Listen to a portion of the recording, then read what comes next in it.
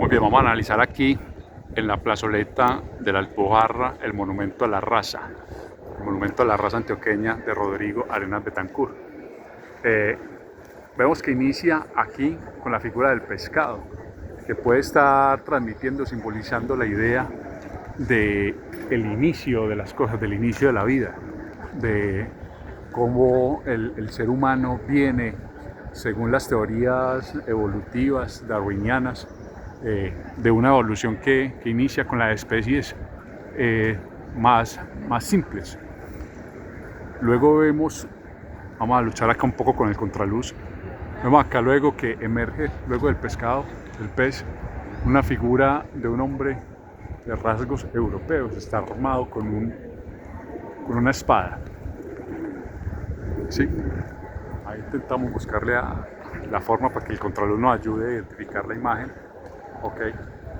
Luego de esto vemos que en la sucesión encontramos dos mujeres desnudas. La de abajo es una indígena por sus rasgos, está embarazada. Y la de encima por sus rasgos es una mujer africana, afrodescendiente, negra. Nos está dando cuenta de ese mestizaje entre el europeo y los aborígenes americanos, amerindios y africanos, que componen la etnicidad, la conformación racial de nuestra estirpe, de nuestra población. ¿Sí? Por eso se denomina el monumento a la raza y su fundamento es este. Por aquí empieza a leerse la obra. Luego encontramos elementos como el jaguar y no antes. Entre el jaguar, sin darnos cuenta, es que entre las mujeres y el jaguar hay en el medio una cruz cristiana, ¿sí? Una cruz símbolo del cristianismo que identifica plenamente la cultura antioqueña, y diferentes investigadores han afirmado que la fe católica se vive con más fervor de manera tradicional en Antioquia que en otras regiones del país. No dejar aquí de mencionar que Antioquia fue colonizada en una segunda o tercera oleada de colonizaje por varias familias y personas provenientes del sur de España, toda esa región de Andalucía que había peleado por mucho tiempo con los árabes y habían sido invadidos y sufrieron mucho esas guerras en las que el componente del credo religioso era una forma de conquista. Entonces es fácil entender por qué estas personas defendían y promulgaban fuertemente su cristianismo. Luego vemos la figura del jaguar, que en diferentes autores del arte y de la historia es un símbolo de varias cosas. Uno, de la lucha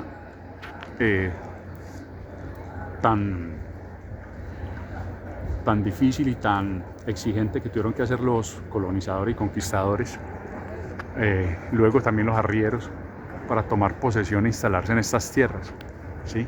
Las dificultades de la naturaleza, las adversidades, pero también ese corazón guerrero, ese corazón pujante y aguerrido que tuvieron las personas que lograron establecerse en la topografía antioqueña, que era bastante agreste.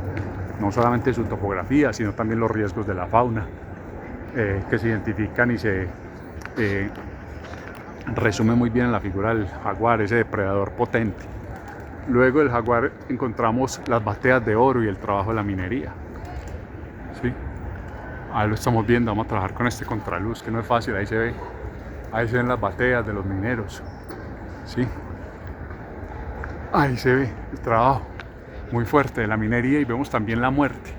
Vemos la muerte de los mineros. Fue un trabajo y sigue siendo un trabajo, pero en esa época aún más, que significaba el sustento, significaba la posibilidad de desarrollarse y salir adelante y prosperar, pero también significaba el alto riesgo de encontrar la muerte en unas condiciones que hoy se calificarían de infrahumanas, como trabajaban estos mineros, algunos libres, muchos de ellos también esclavizados. Ahí lo vemos. Muy bien, continuamos por aquí, por esta. Siempre la obra, como decía ahorita, se va a leer desde lo más bajo hacia lo más alto, ¿sí? Vemos aquí ya ese minero no solamente con instrumentos para su trabajo en la minería, sino también con instrumentos de pelea, de guerra, el puñal, pero también tiene el pico, la pica para labrar. Muy probablemente esto nos está indicando, muy seguramente, pues es difícil pues es imposible entrar en la mente del autor para establecer con exactitud y precisión qué es lo que él quería plasmar. No hay suficiente literatura sobre esta obra, salvo algunas muy breves explicaciones de personas allegadas o de algunos críticos del arte, no muchos, que han querido dar sus interpretaciones. Pero acá vemos que el minero, entonces les decía, viene acompañado no solamente de su pica, sino también de un puñal. No es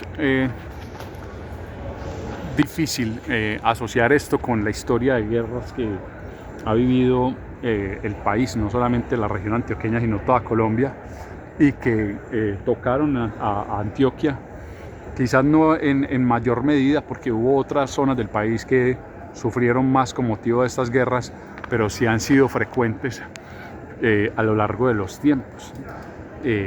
Desde la República, que se suponía que iba a ser en su momento la independencia, ese alivio a los males traídos por la dominación española, pues realmente esa república desató un sinnúmero de guerras civiles que se mantienen hasta nuestros días, con los grupos armados que en cierta forma, digamos que atribuyen su lucha y su estatus armado a las luchas sociales y políticas de los sectores campesinos, obreros y demás. Bueno, luego de esta parte ya empezamos a ver unas influencias con unos seres alados ahí, unos seres alados. A Rodrigo Arenas Betancur, el escultor, le gustaba mucho y fue un gran estudioso y admirador de la escultura griega, sobre todo también de la romana, pero muy fuertemente impresionado por la griega. De ahí vemos esos seres alados muy propios de la mitología griega, como Ícaro y demás seres mitológicos que eran hombres o semidioses con alas. Vemos debajo del ser alado, entre él y los mineros, una mujer desnuda que lleva en su mano un fruto. Desde aquí se alcanza a ver un fruto mordido, ¿sí? Un fruto mordido. Puede muy probablemente ser la manzana de Eva, ¿sí? Y esto pues estará hablando de la rebeldía, y no solamente del credo católico y su fundamento en el pecado original, sino también del ímpetu rebelde de esta raza. Tengamos siempre presente que este monumento es el monumento a la raza antioqueña. Muy bien, o sea que todo lo que nos está comunicando tiene que ver con las características de este pueblo. Luego empezamos aquí vamos a ver, y voy a dar la vuelta, pero desde aquí ya empezamos a ver una recua de mulas. Esta lleva en su lado, el que sería el izquierdo de la mula, en su lado externo, que logramos apreciar, un tronco atravesado y amarrado, ¿sí?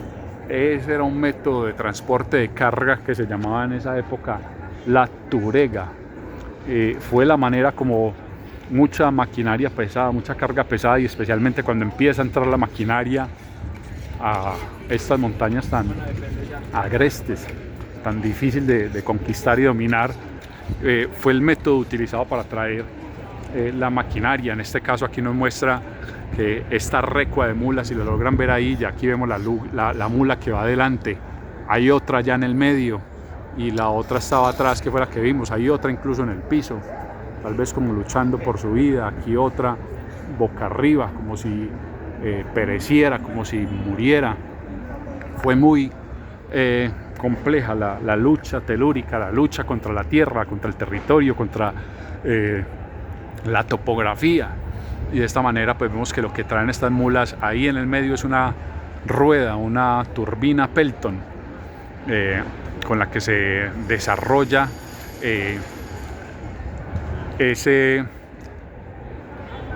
esos inicios de la producción eléctrica en Medellín y Antioquia, y que hoy es un importante renglón de la economía de la ciudad, del departamento, y que beneficia al resto del país y que incluso sirve para exportar a otros países de la región de Sudamérica y Centroamérica, un potencial eléctrico enorme y que también le ha dado un gran impulso a nuestra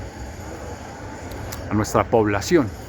¿Sí? Vemos nuevamente acá, seguimos viendo los labradores, mineros, ahí los vemos con sus herramientas de trabajo, el hacha. Estos son arrieros, ya este no es un minero sino un arriero trabajador, muy probablemente labriego de la tierra, un agricultor, que la agricultura se desarrolló a escala después de la minería, no antes de la minería. La primera agricultura a gran escala que logra dimensiones industriales en Antioquia es la agricultura del café, hacia 1870, estamos hablando de hace 150 años. Ese es el nacimiento de la producción agrícola antioqueña con fines de relacionamiento económico y de producción y de productividad económica. Antes de eso, la agricultura, una agricultura muy local y muy de autoabastecimiento y autoconsumo. Pero siempre vemos ahí marcada la espalda de este labriego con la cruz cristiana y más específicamente y exactamente católica. Vemos encima del labriego una figura ya moldeada en el concreto que está como jalando, tiene en sus manos las cuerdas de esta recua de mulas. Ese es un arriero amarrado con unos brazos muy fuertes, una buena musculatura, con unos rasgos ya no europeos ni indígenas. Este es un arriero ya mestizo. Este no es indio, ni negro, ni europeo. Este es un mestizo, bien marcadamente mestizo, que es el que está jalando con su fuerza. Fue un trabajo muy arduo, fue una lucha que exigió mucho despliegue de fuerza física. Fue un trabajo agotador en lo físico el poder establecer la población y la cultura antioqueña.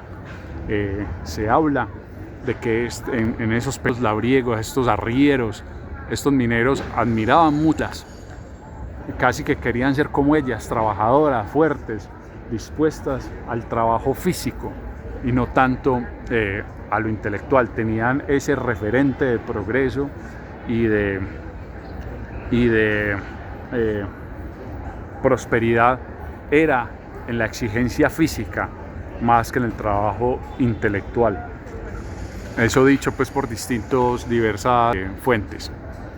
Vemos ya aquí, empezamos a ver cómo aparece el maíz. El maíz, vemos acá una mujer de buena edad, al parecer es una abuela ya, con un niño pequeño, casi un bebé en sus brazos, vestida de chapolera, la vestimenta típica de la mujer antioqueña campesina, ¿sí? Antes de que se desarrollara la vida de las grandes urbes, en este caso Medellín, que es la gran urbe antioqueña. Antes de eso, cuando nuestra población era bien dispersa en lo rural, mejor dicho, toda la población antioqueña era rural, vemos entonces aquí la mujer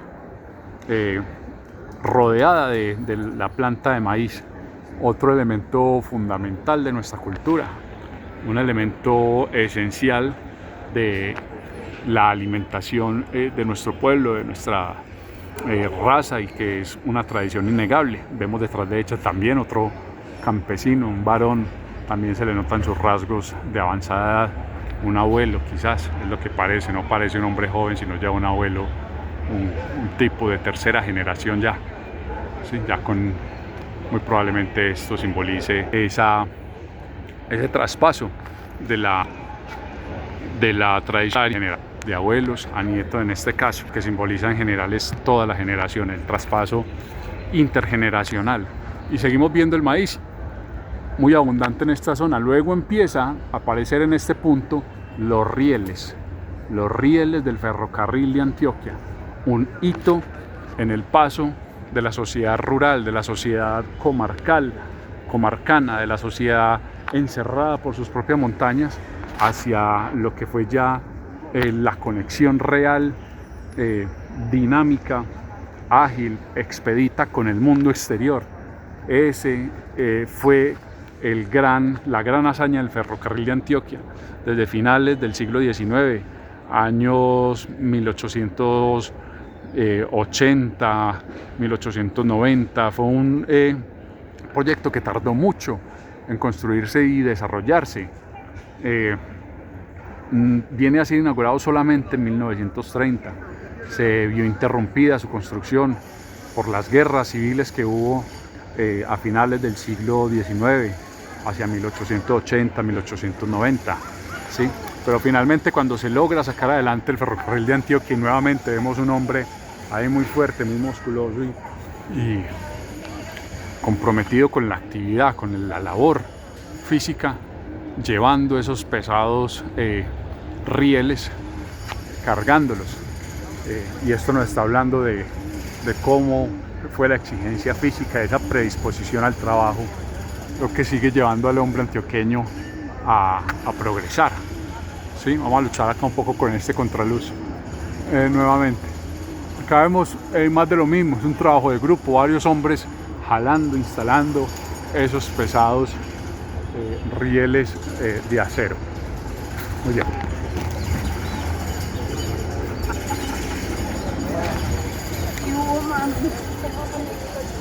En este punto vemos ya unas actitudes como victoriosas de estos hombres que vienen. Es difícil aquí con el contraluz, buscamos la manera, pero es muy difícil. Son como un poco más de casi las 11 de la mañana. Entonces, bueno, ya vemos estos hombres victoriosos que han logrado sacar adelante la hazaña del ferrocarril, de la conexión y proyección al mundo. Eso es lo que significó el ferrocarril de Antioquia, proyectar Antioquia al mundo y también nuevamente impulsar la riqueza con las exportaciones y las importaciones, esa conexión al mundo, a la modernidad.